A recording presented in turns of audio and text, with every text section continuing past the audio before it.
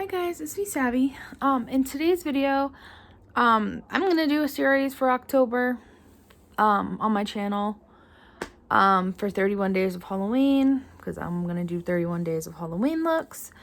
But I'm gonna be doing my makeup and reading you a scary story from the Scary Stories to Tell in the Dark by Alvin Schwartz. I'm gonna be reading 31 stories out of here.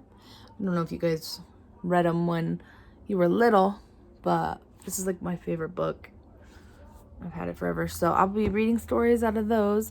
I got this idea inspired by Lana, because she did the Ghoul Ready with me. So it's kind of the same thing, except she's awesome and she can make up stories in her head and I can't. But anyways, let's get started. This scary story is called Something Was Wrong.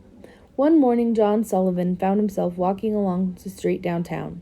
He could not explain what he was doing there, or how he got there, or where it happened earlier. He didn't even know what time it was. He saw a woman walking towards him and stopped her. "I'm afraid I forgot my watch," she said and smiled. "Can you tell me the time?"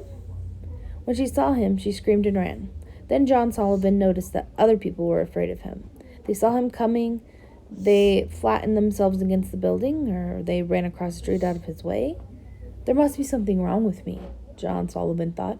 "I'd better go home." He hailed a taxi, but then the driver took one look at him, and they sped away. John Sullivan did not understand what was going on, and it scared him. "Maybe somebody at home can come and get me," he thought. He found the telephone, and when he called his wife, she answered, but it was a voice he did not recognize. "Is Miss Sullivan there?" he asked. "No, she's at a funeral," the voice said.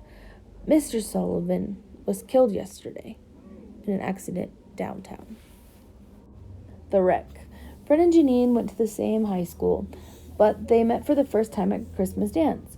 Fred came by himself, and so had Janine. Soon Fred decided that Janine was one of the nicest girls he's ever met. They danced together most of the evening. At 11 o'clock, Janine said, "I have to leave now. Can you give me a ride?" "Sure," he said. "I have to go too.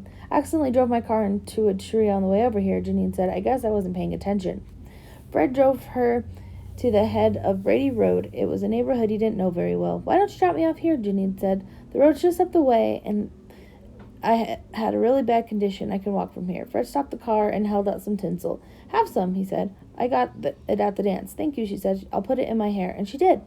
"Would you like to go out sometime to a movie or something?" Fred asked. "That would be fun," Janine said. But after Fred drove off, he realized that he did not know Janine's last name or telephone number. "I'll go back," he thought. "To the road can't be that bad." He drove slowly down Brady Road through a thick woods, and there wasn't a sign of Janine. As he came around the curve, he saw a wreckage of a car ahead. It had crashed into a tree and caught fire. Smoke was still rising from it. As Fred made his way to the car, he could see someone trapped inside, crushed against the steering wheel column. It was Jane. In her hair was the Christmas tinsel he had given her. Alright, this is the end look.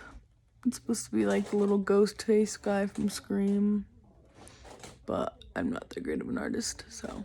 And I have hooded eyes, but yeah, that is my first look in the series. I hope you guys like it and continue to watch. Bye, guys.